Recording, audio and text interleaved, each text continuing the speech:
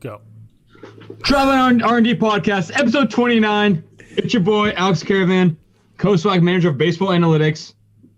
Drinking another Bail Breaker, not because I love Bail Breakers that much. Honestly, just because they've just been in the house as my girlfriend's dad brought them over. Oh. Also, how's my audio, by the way? I just realized I didn't put in a mic. God damn it. It sounds fine, honestly. It sounds all right. Lindley definitely sounds a little better.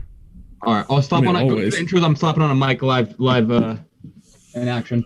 Kyle Lindley, R&D engineer, Driveline Baseball, drinking a Socks and Sandals hazy IPA from Stickmen Brewing. Very exciting. Nice, cool beer label. Ooh, very nice. I'm Anthony Brady, Driveline biomechanist. Today I got the Melvin. And the primary host. It's given at this point. I was going to talk more about that later. I got the Melvin 2x4, the double IPA from Melvin out of, pretty sure out of Wyoming. So what you got it in and out too? 2x4? Yeah. Yeah, Alpine, Wyoming. Just across the street is actually my last, only 2 more days in Idaho, back in Seattle on Wednesday. Looking forward to that. But, yeah, Driveline R&D podcast, Research and Drinks, episode 29. Another live recording. Some, snazzy new overlays for the intro and outro. Dude, Brady, I'm buying you some treats when you come back. Well, I was trying to think what ribbons to get you. Rubens? I already have like a what's up? What, Rubens? Yeah, I'm gonna get you some ribbons. I'm gonna get you some balloons. Okay, very. I'm gonna get some tasteful. I'm gonna get you some tasteful homecoming gifts. Very down. This is I feel like when you came to Utah, you had this, the Melvin 2x4. When you came to Utah. Hold it closer to camera. This one? Was that in your parents' garage? I don't know if my parents had it, but it's Corey's favorite beer. It's one of Sean's favorite beers. It's really good. Double IPA. It's like a 9.9%. It's pretty fire. Ooh, dude, I had I think Too scared to go into the double digits? What's up? Too scared to go into the double digits? Way too scared, man. Way too scared. I got New Belgium's I think they're like variety hop pack, and that one was great. They have 2 in there, the experimental IPA and like the liquid paradise hazy. Super, super good. I'd never had. Dude, that was so funny. That was so funny when Albertus mentioned some on Twitter about us all drinking IPAs. Just for like white dudes trying to be trendy drinking IPAs on the podcast talking biomechanics. Yeah. And I'm literally doubling up the exact same beer I had last week too. Yeah, that's all it takes. Yeah.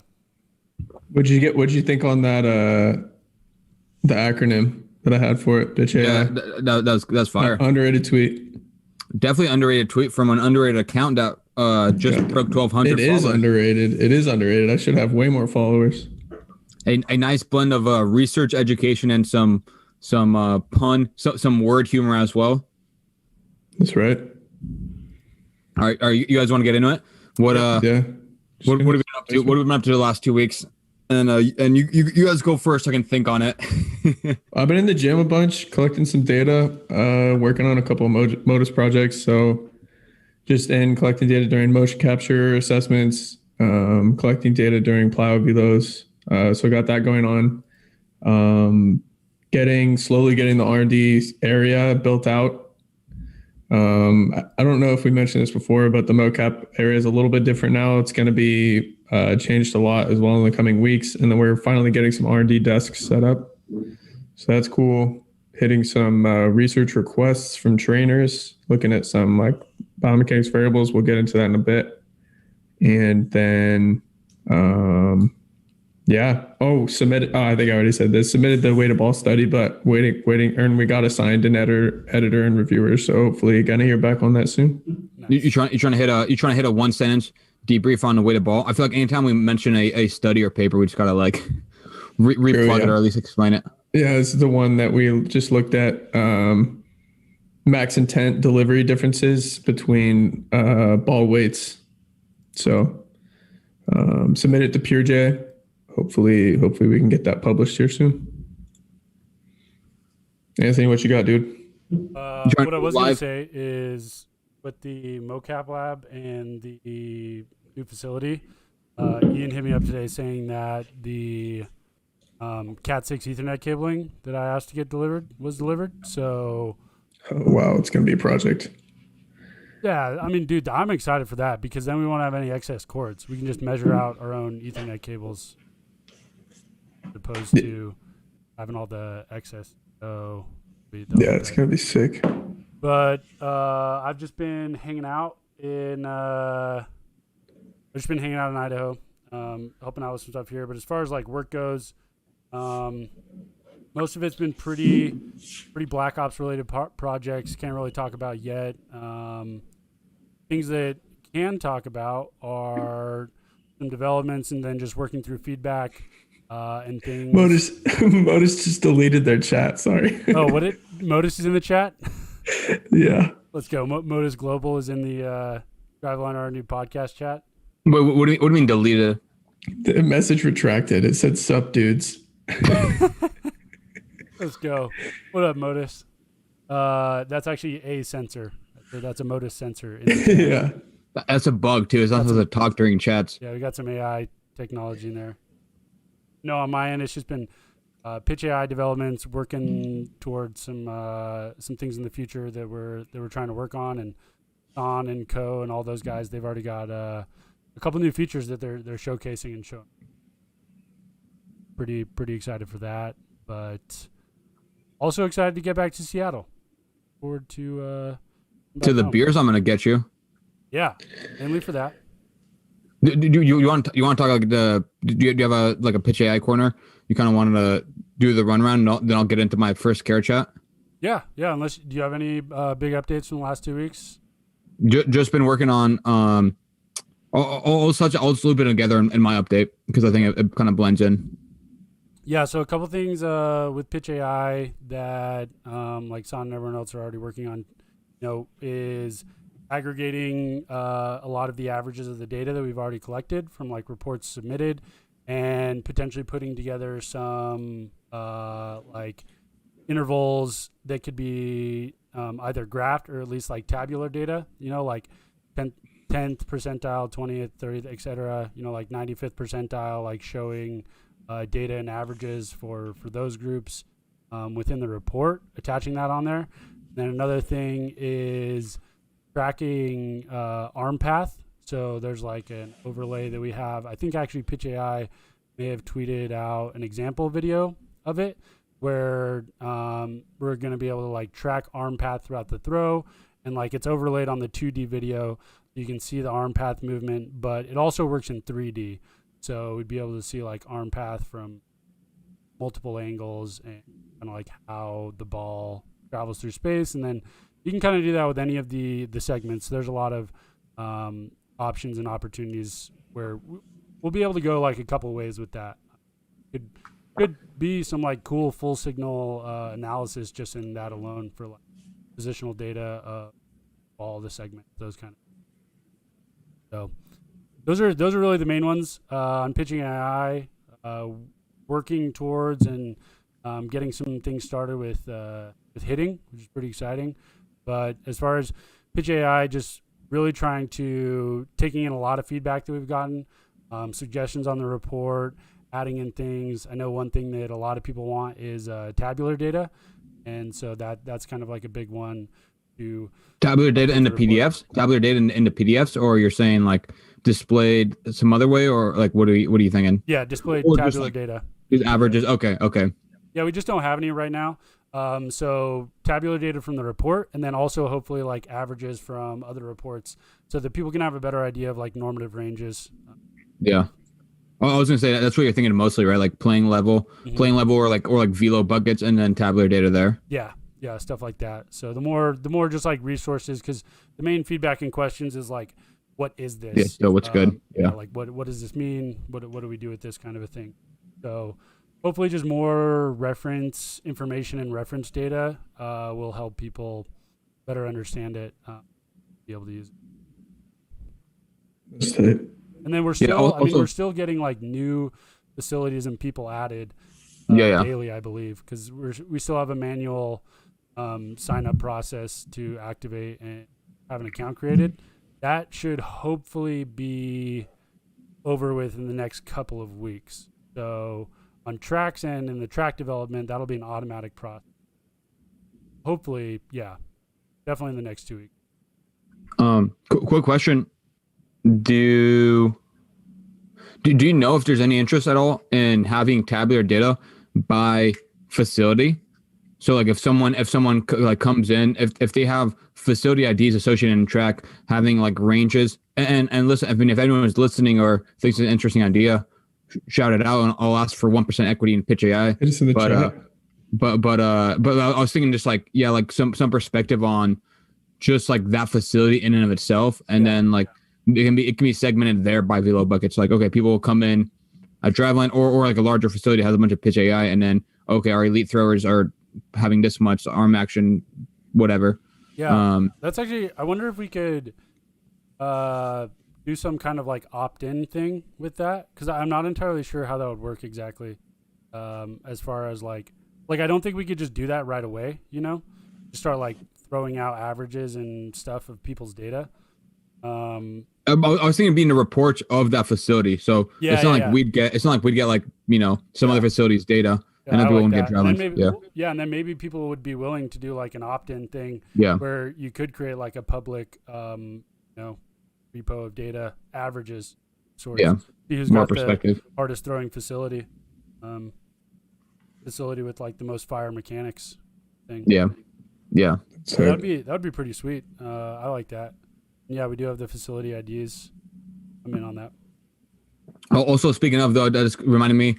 Also, that reminded me of one other thing I've been doing the last 2 weeks, which is hiring. Which actually I can go off track and talk about for a little bit, because I think it's kind of interesting. But shout out to one of our biggest podcast fans, Luisa Gacci, who told me she people at her facility were like, "Oh, what's PitchAI? What's the point of it?" And then she listened to our podcast and then showed it to them, and they're like, "Oh, okay, that makes sense." Nice. So obviously, like that's probably on me for asking them really good questions during the Mike Son interview. Right. So you guys are welcome. Yeah. I think there's another side of that too, which is maybe not having enough sources and stuff on our end launch to properly get that out there.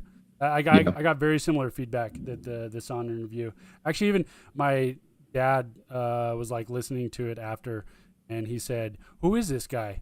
He's really good at explaining things." Like, pretty cool. And you said, Dad, you don't remember Caravan? He just let his hair down.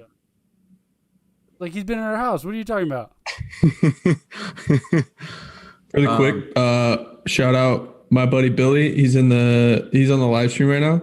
He just suggested that we chug beers, and I said no. Obviously, that's irresponsible. This is a 10%. Except 9.9% beer. I'm not doing. No. Listen, Billy, what do you think is a good time, my man? Let me finish. No. Let's wait till you get through your section, Caravan.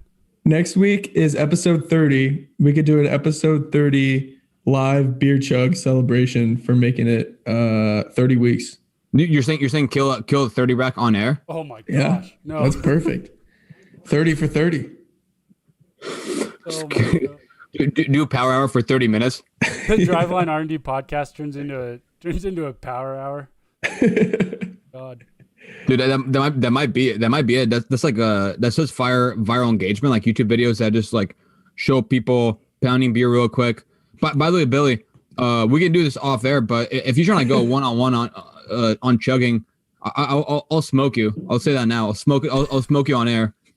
So I mean, listen, if you want to FaceTime Lindley, Lindley can hold the phone to the camera. He could just hop on the call, bro. He could be a quick guest. Even with the stream delay, Caravan's feeling confident. Yeah.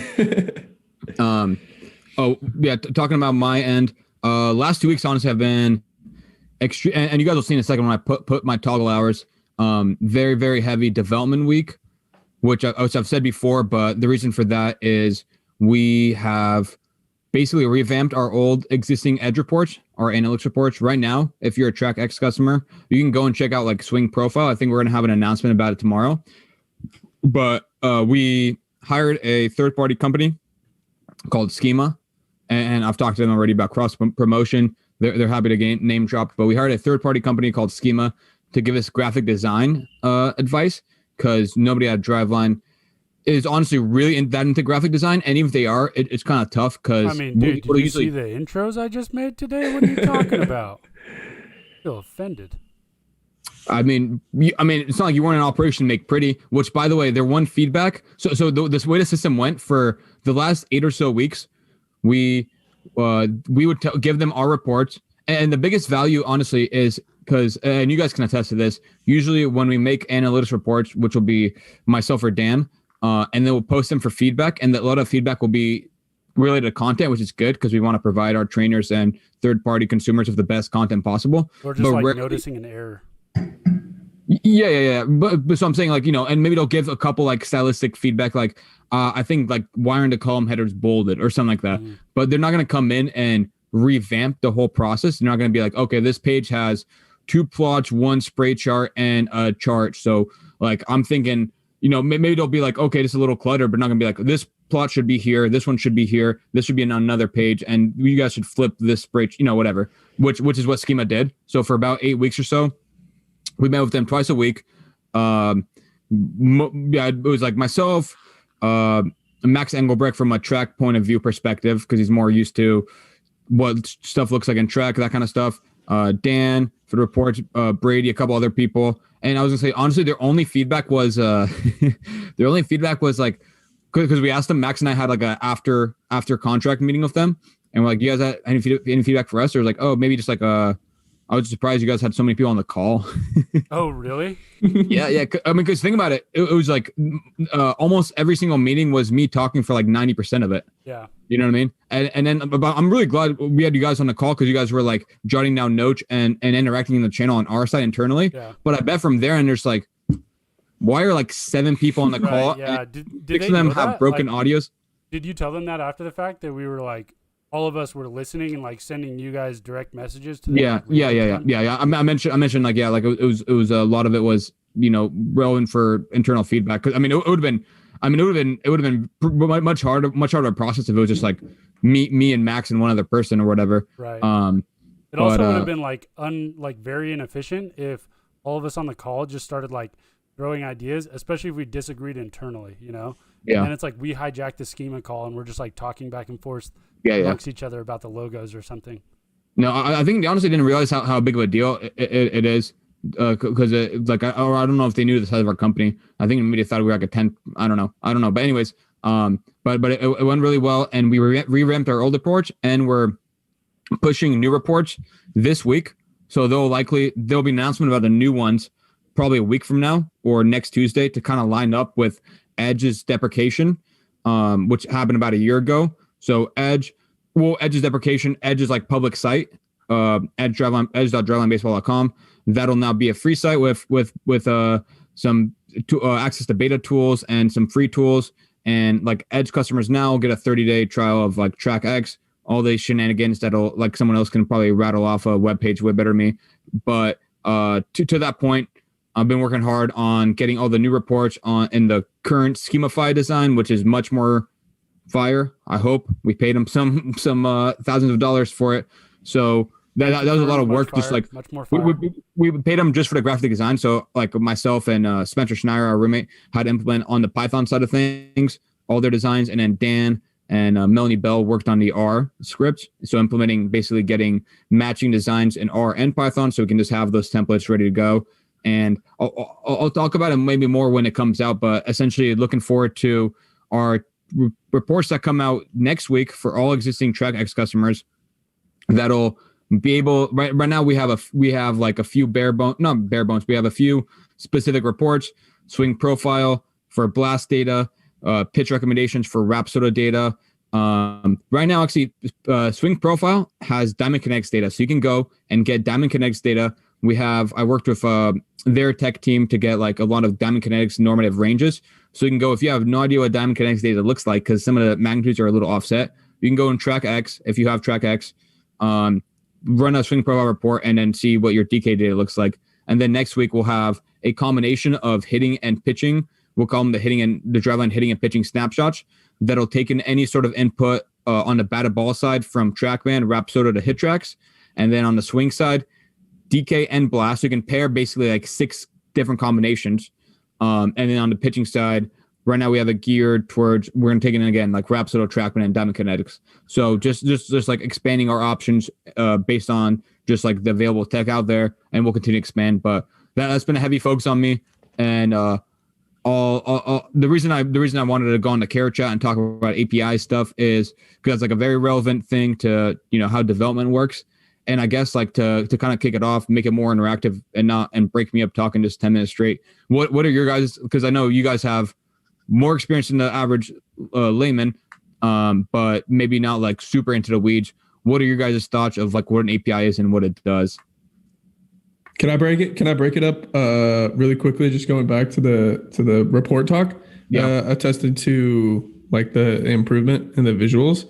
I was no part of the graphic designer, like improving the making pretty of the reports, and the difference is striking. You guys it was last week, I think, was the first time I had seen them after improving them, and they look fucking awesome. Yeah. I mean, last week was when we improved them. No, I know, but like you guys have been talking about like design improvements and stuff, and I hadn't been a part of that, so it was they look great.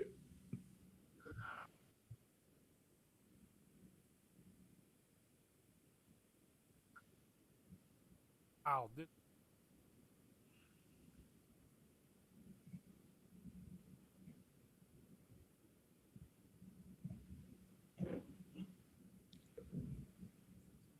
Post them.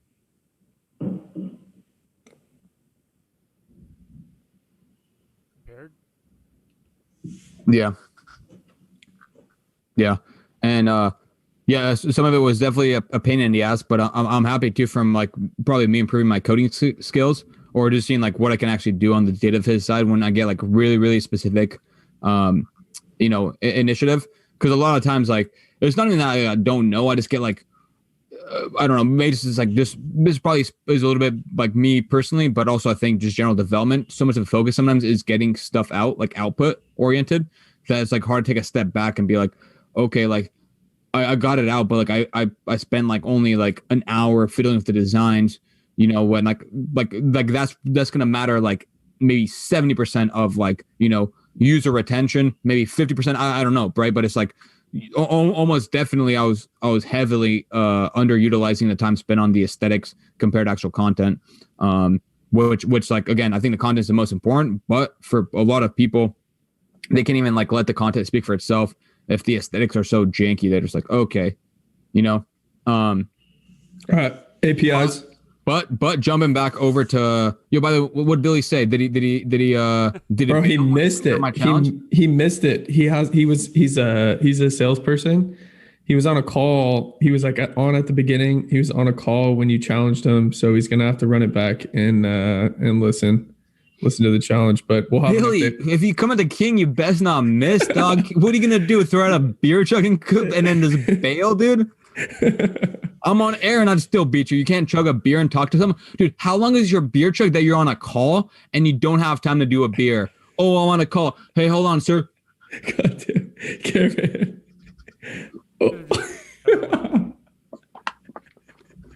Oh, dude, my bad. I'm on a call. Guess what? The person didn't notice I took a break because I chugged my beer so fast. All right. Anyways, All so right. what do you guys? An API is like a black box where you give it an input. It's like somebody else has developed this thing that does some processing with an input and then an output. And that API allows other people to interact with it. So like if there's a company that has made this really like in-depth process for like using this data to come up with this output or changes this data into this type of data, then it allows other people to do that and use their code without or use their processes without knowing like what is actually in that process to create it. So that's my understanding of it. You like somebody provides this tool basically, or this thing where you input something, it does whatever they have developed, and then it outputs this other thing that you can either use for further processing, further investigations, or just like that's your output. And there you go. We should rename it to Lindley chats. Lindley nailed it. There we go.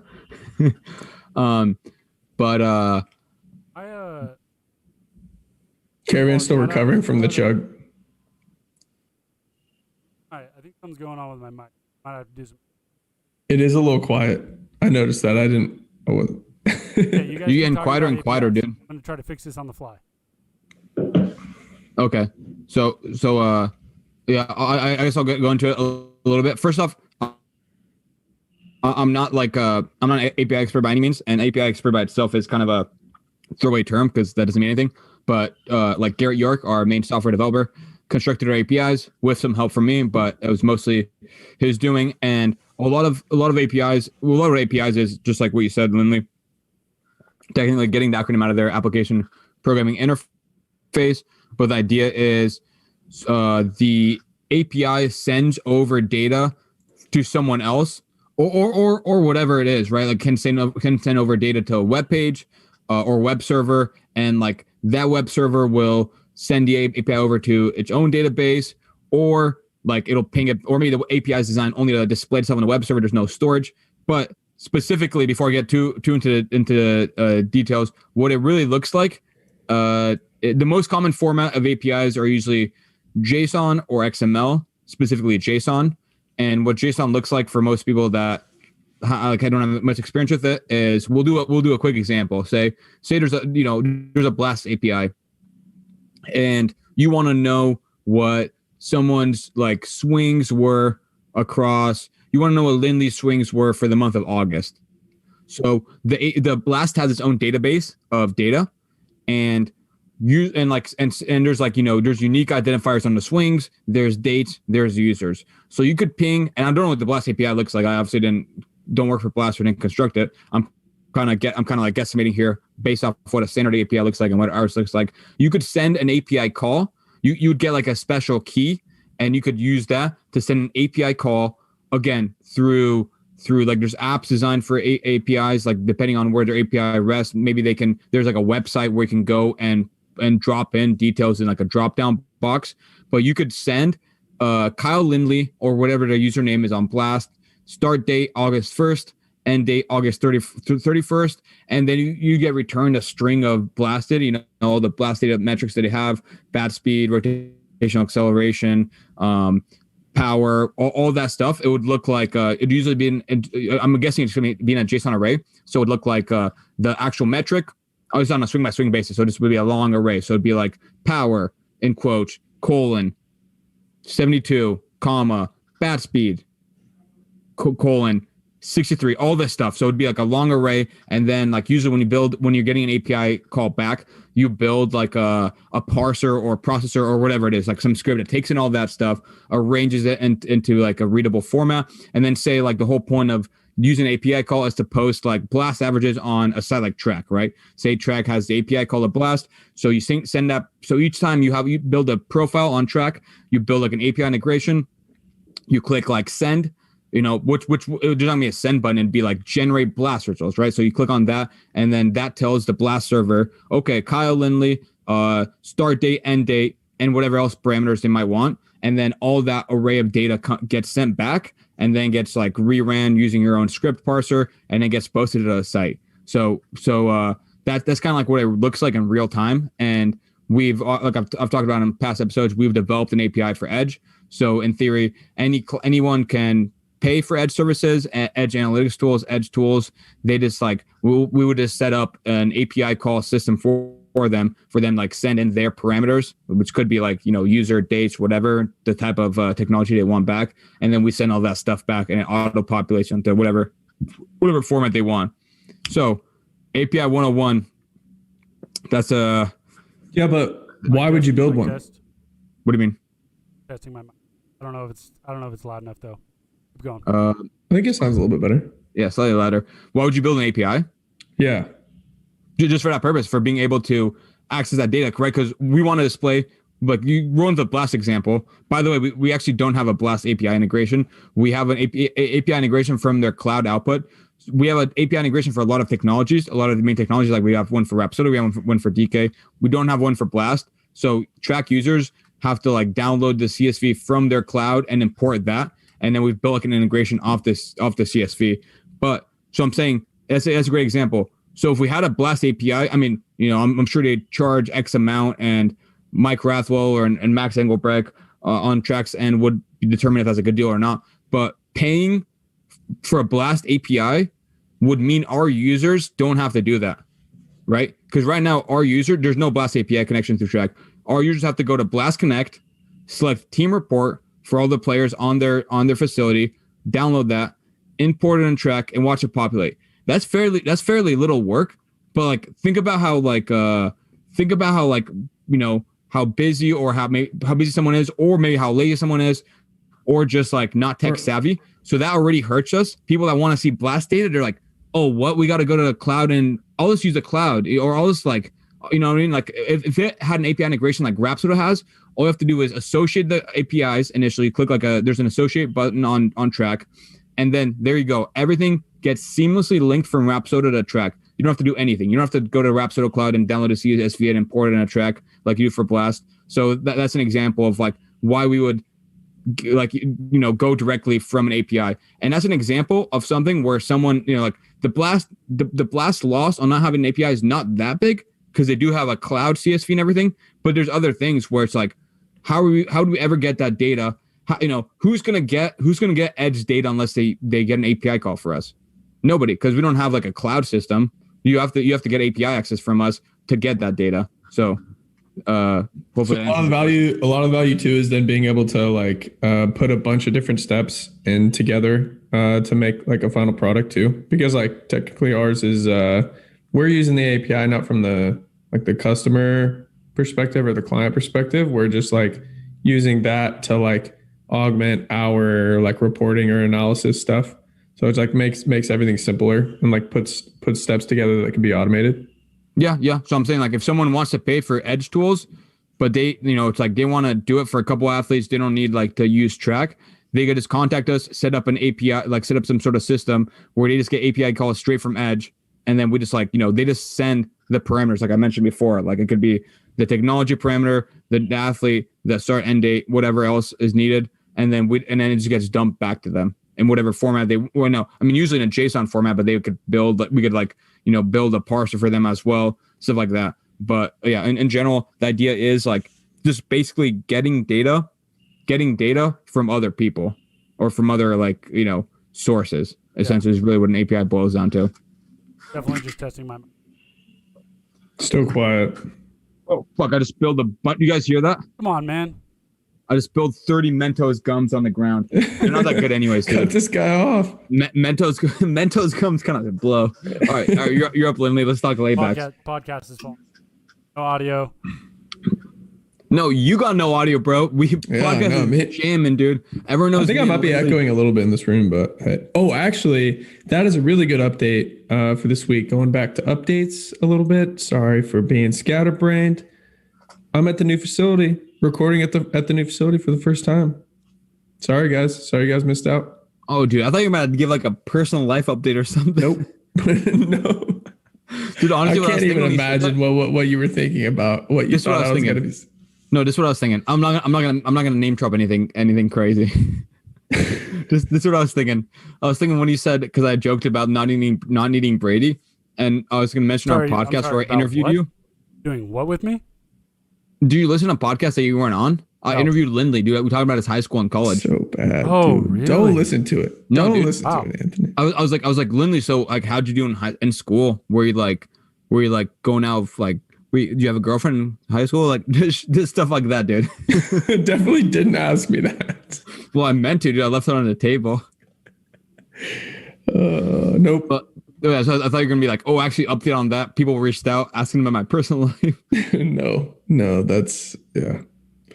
Anyways, You want to go laybacks? So again, we've talked about it in the past. A lot of our research, like biomechanics research that we do, is like from questions from trainers. So this week, there was one small one that we wrapped up this week, but the biggest request from this week was like a handful of correlations that one of our the manager of online training, Dean Jackson, was asking about. He has this. I think it's a really cool analogy for throwing. Anthony, do you mind changing the overlay? Hey man, it's been changed. Oh, it's weird. It's not. Oh, okay. There it is. From the beginning. Yeah. So one of his big like analogies for the throw and how to efficiently just like transfer energy and load and unload various segments is like acting as springs. So he talks about a spring as that. Maybe we can have him on and he can explain this in like his own words, but basically there's a spring between the pelvis and the torso, which is hip shoulder separation. So you want to stretch the spring and then let the spring unload. So you're loading it and then unloading it. And then there's another spring that is between the torso and the shoulder, the torso and the upper arm or the arm in general. So the shoulder is like the second spring. And he is interested in some of the things that maybe help load that spring. So getting into more layback. It's another way to look at, when we talk about layback, we're referring to typically external rotation of the throwing shoulder. So like as your arm starts to come back and load throughout the throw before the acceleration phase of the throw, is what like it usually refers to. But in my opinion, I feel like horizontal abduction goes into that as well. So how far your elbow is behind your torso and your shoulder line. So he was looking at some things that potentially like contribute to that. And then also does like getting into layback more or like faster, sorry, not more. If you externally rotate faster, is that associated with a faster internal rotation of the shoulder, which is something we talked about even in the last episode, that is one of the biggest metrics that's correlated to pitching velocity is how fast your shoulder internally rotates throughout the throw. Yeah. By the way, did you post this in research? No, I haven't written up the. Okay, I haven't put together. Because just so you know, even when I'm like behind on requests and trying to like whatever, I'm still reading your write ups. So. Oh, okay, that's crazy. I actually didn't think you were. The first investigation was just looking at simple correlations. So there were 3 of them. The first was external rotation velocity. So how fast you're getting into external rotation, and is that correlated with internal rotation velocity? And yes, when throughout the whole data set, we found that those two are correlated. So as there are like people who externally rotate faster, get a layback faster, they also internally rotate faster. The second is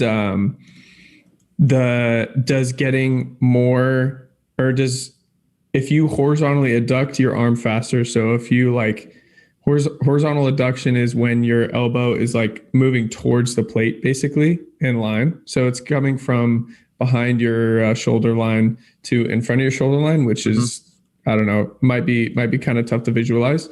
But if you do that faster, does that lead to more external rotation, more layback? Because like kind of intuitively that would make sense. Like if you're moving this way faster, maybe the inertia of your arm would like pull your hand farther back more, or like externally rotate your shoulder more. And then the third was torso rotation. So if you rotate your torso towards home plate faster, does that also create more layback, or are they related? And all 3 of them were significantly correlated, though they were all weak. All the R's were below like 0.35 or whatever. But it was pretty interesting. Yeah, what was the sample? What was the sample size? Because that's probably what made it. significant, right? Like 100 plus people. Yeah, I think it was like, man, I'm not sure. I think it was like 400 points or something because it was by the throw. So yeah, it was probably over 100 people. And then I did some bucketed analysis, which like basically separated it in between or like into velo buckets. So is the relationship the same for high velocity throwers versus like middle velocity throwers and low velocity throwers? So the highest velo group was above 88. The middle velo was between 78 and 88. And then the low velo group was below 78 miles an hour. And so all three were significant when when all of the data points were included. But then when I separated it out by like bucketed velo, the torso rotation was no longer related to more layback in any of the three groups, which was interesting. Horizontal adduction. So if people horizontally adduct faster, that relationship with layback was positive for all three groups as well, and that was the strongest correlation. And then for external rotation velocity, so how fast you get into layback, that was only related to more internal rotation velocity in the high velocity group and the low velocity group. So it was pretty interesting because all three of those. Have you told Dean like any of these results? Yeah. Like whenever I do a request for Dean, he always just like. He like really wants to understand it as deep as possible. So he's like, can we just Zoom? Can we just hop on a call and talk about it in person? Which I appreciate. But yeah, it's pretty interesting. Cause like, if you think about a spring, I talked to him about this too. I think the spring is a really cool analogy because it allows you to like really understand how much like allowing yourself to get into a loaded position and then unloading from there is like, can be beneficial.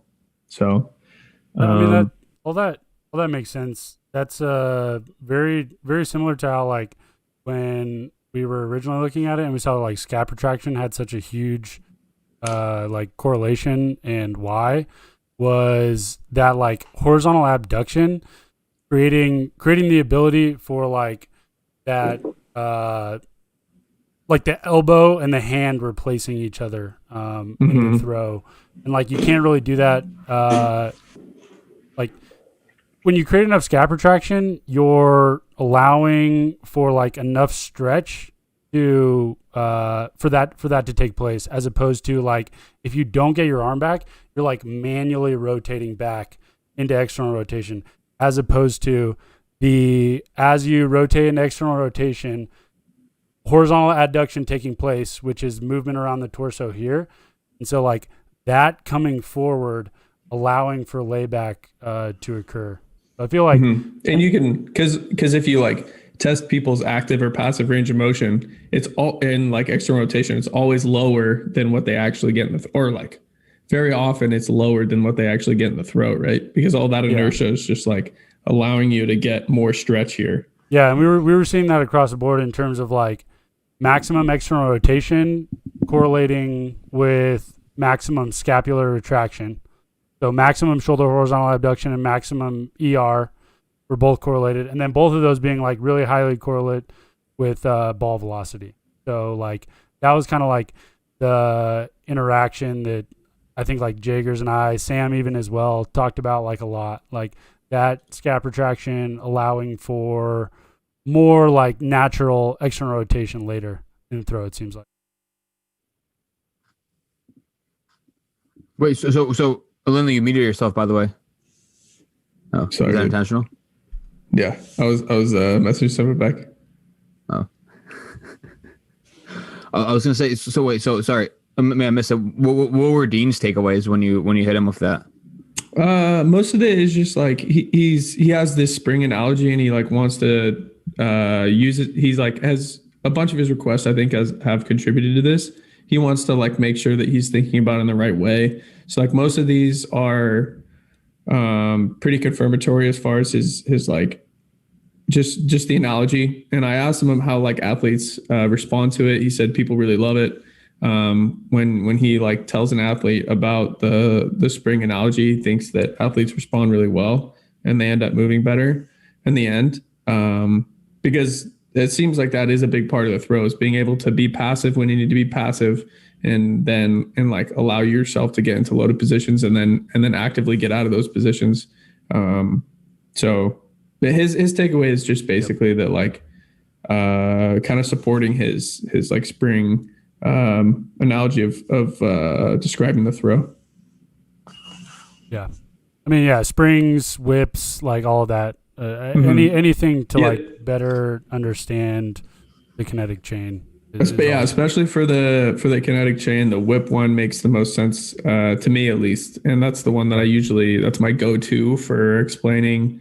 Like, if I was to describe the kinetic chain with one analogy or one comparison, it would be with the whip one, probably. Right. So. Yeah. Yep. Oh, what did I mention? Oh yeah, never mind. I just completely blanked. No, come on. You'll find this. You'll find it. I believe in you.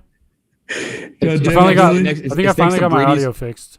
It's next to Brady's lost audio. It's next to Brady's lost audio. My thought. I don't know what happened. I spent so much time working on the freaking intros and outros that somehow my audio settings got all weird. But I should be balanced with you guys now. Yeah, it sounds fine now. Sounds good. It sounds fine now.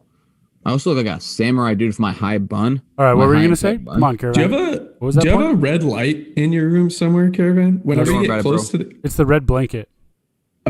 Whenever you get close to the camera, your hand gets close to the camera, it's like bright red. Caravan's office is the red light district. Dude, I just got burnt a little bit. All right, dude. What do we have next on overlay? Healy's stuff? Yep, pitch quality. How do you calculate pitch quality? Am I going to share my screen? Yeah, you can do that. Okay, let me move it out of the tabs. No damning tabs. How do you not have any damning tabs? You have so many open that it's just like... No, I know. I do have damning tabs. I'm saying, so I'm moving it out of the damning tabs. Oh, okay. Yeah, I mean, and speaking of, I think Brady hasn't even let me share my screen. He's that scared of... I don't know who has screen sharing privileges. Okay. Okay. All right, try it now. All right, you guys see this? Yep. Yeah. So first off, let me just head this off by saying, just say very dense. How many pages is this? Give us a little zoom in.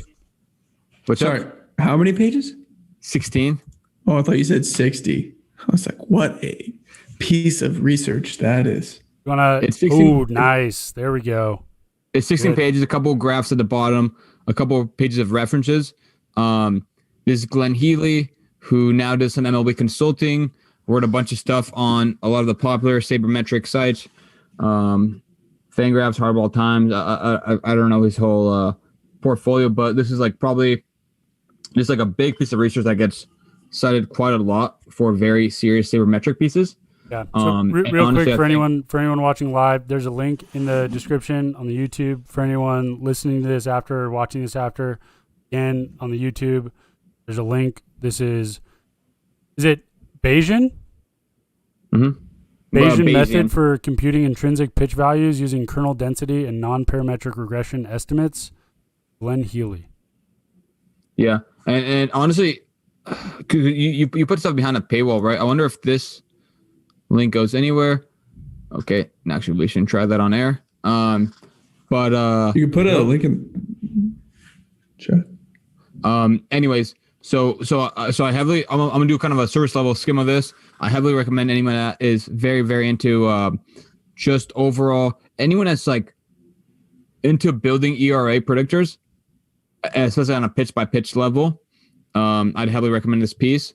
Not even necessarily endorsement of it, but just like covers a ton of, I mean, first of all, I do think it's a very solid piece of research, but it covers a ton of, facets of what you want to look at when you do talk about run values per pitch, intrinsic run values, true talent metrics, predictive variables, all this stuff. Even in the abstract, first off, this data is based on this data is based on hit effects and pitch effects data, as it goes back quite a few years.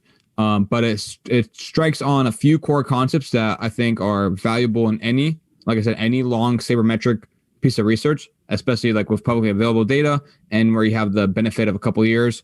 So it talks about reliability, in this case, Chromeback's alpha, which is a metric that typically once you get around 0.7 is kind of the industry standard for thinking something's reliable. And the idea of that is like where like the variable consolidates and is stable. And I'm dropping a bunch of buzzwords, and honestly, there's a lot of controversy. Sometimes like some sticklers will be like, oh, don't call it reliable, say it stabilizes, or the opposite. So really what this means is at what point, at what sample size are you confident that the metric is what it is an actual indicator of the value. This is something I've talked about in past pieces, but like one of the core concepts is like using stuff like Chromeback's alpha to tell if like, okay, exit velocity stabilizes after 50 at batch, WOBA stabilizes after around 300. Those are rough estimates of existing research out there. Anyways, reliability of Chromeback's alpha. They also talk about mainly Healy. I think he has some authors on this though, maybe not. Talks about predictiveness and descriptiveness.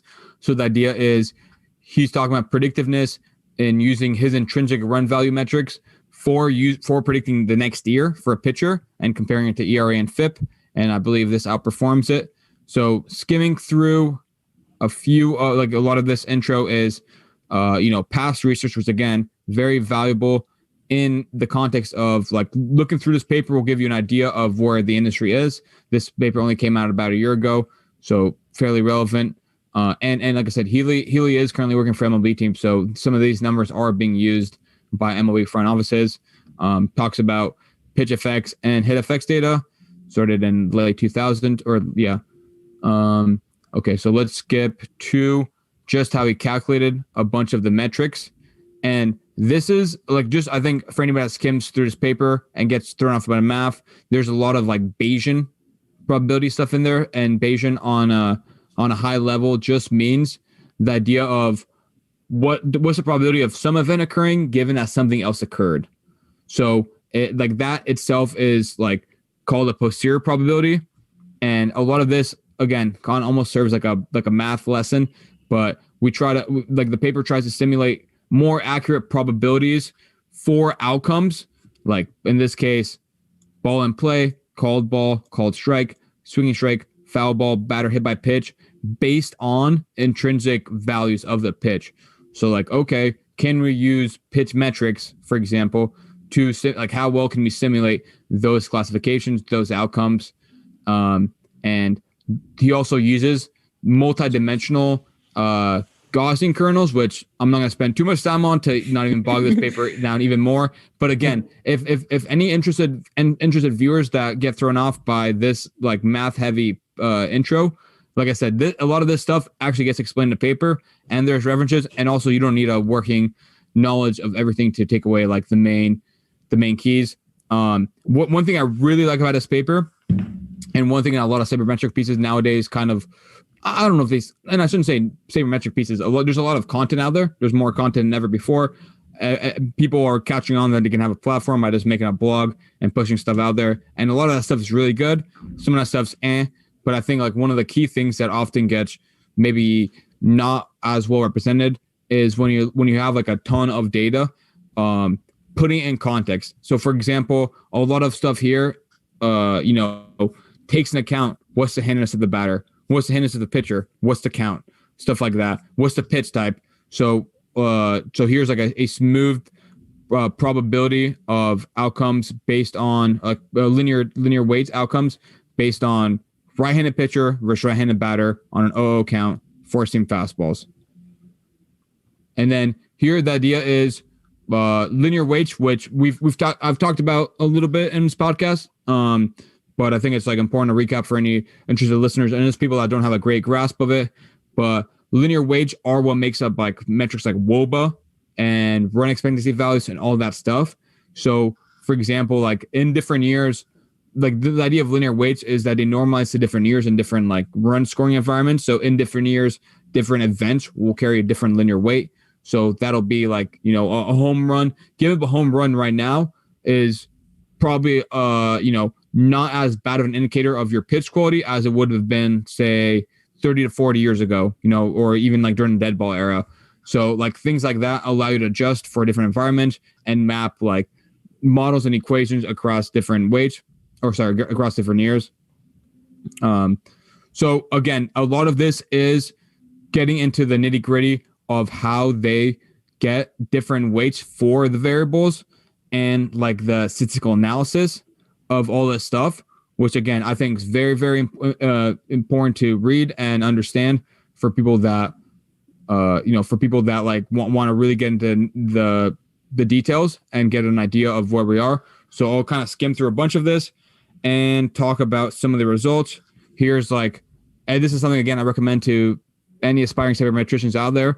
It's important to not just build a model and get like your typical error rates, you know, say like, okay, I got a root mean square error of this. I got a correlation of this. This predicts like this metric more closely. Also look at what your outcomes are. Look at the leaderboard. Look at like the top 10 performing pitchers. Look at a top 10 worst performing pitchers. Because even a good model will have some, you know, like some funkiness and like, okay, wow. So clearly my model overrepresents people with like very good walk rates, which you can tell. Yeah. I think most baseball fans would look at this right here. This is by Haley's intrinsic run value weight. The most effective right-handed pitchers in 2014. I think most people would look at this and be able to tell that this, you know, weights pretty highly location and command, because a lot of these pitchers have very good command, especially in 2014. I don't know if that was the year Phil Hughes broke the K to walk ratio, but I think it might have been. And then also looking at like part of this is Healy, I think, also constructed metrics to give observed minus intrinsic to give an idea of who is the luckiest. So not just the idea. Intrinsic is observed is what's happened. Like, right, looking at the actual linear weights, like, okay, this guy gave up like 2 home runs and whatever other sequence of events. Like, that's what happened. That's his linear weight. That's much more descriptive because it tells you what happened. And obviously that has some weight. If someone goes a whole season and has a 2 ERA, that's likely a very good pitcher. But the idea here is looking at the intrinsic metrics and seeing like where's the biggest gap, because the idea there would be like that person outperformed their metrics.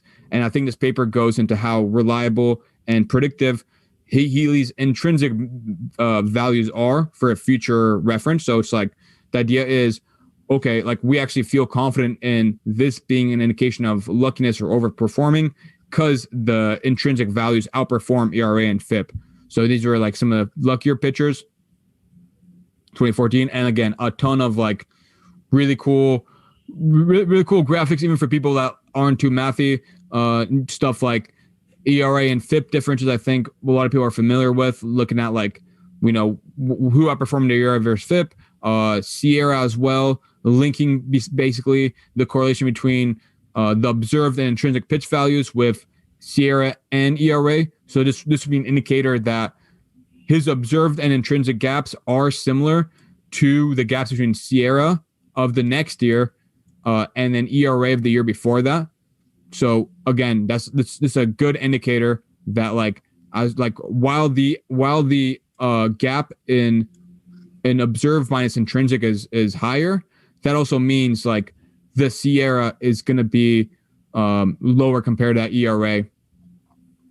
And a ton of graphs in here, and I guess going to the conclusion.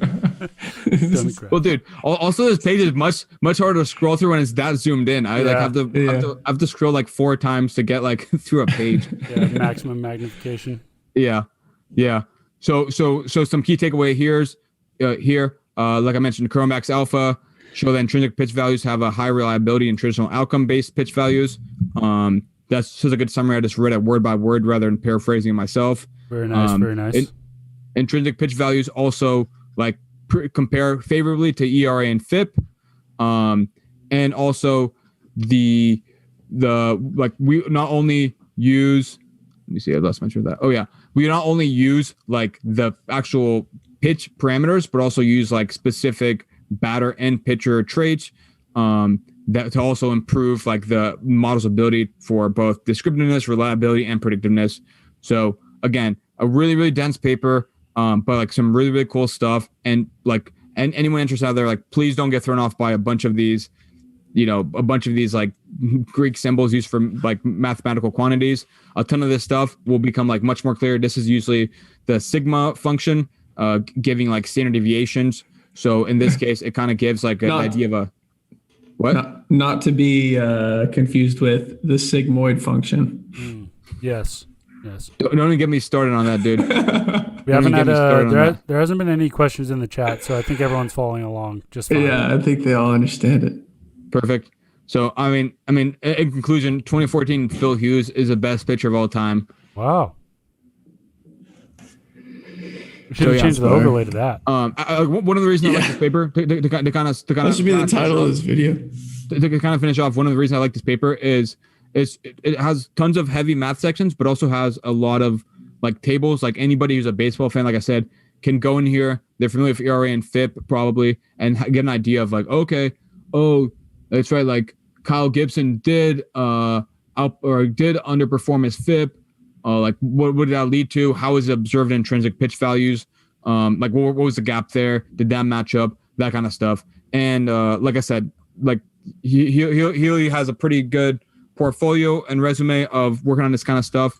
And I think unfortunately, a lot of this stuff might get shrouded in the public sphere. But this is like one of those sabermetric pieces that, you know, went the full slew of getting really strong supporting evidence, having it like actually be submitted as a study, and is like quoted, is both quoted in a lot of important pieces and has a ton of really valuable stuff at the bottom. And I think it actually speaks to like how I went about when I wrote my Saber paper. What I would do is I would like look at a ton of kind of like papers like this that are like seminal works of literature in the field and look through the references section and then like follow those links like down a rabbit hole and learn more about stuff that way. Yeah.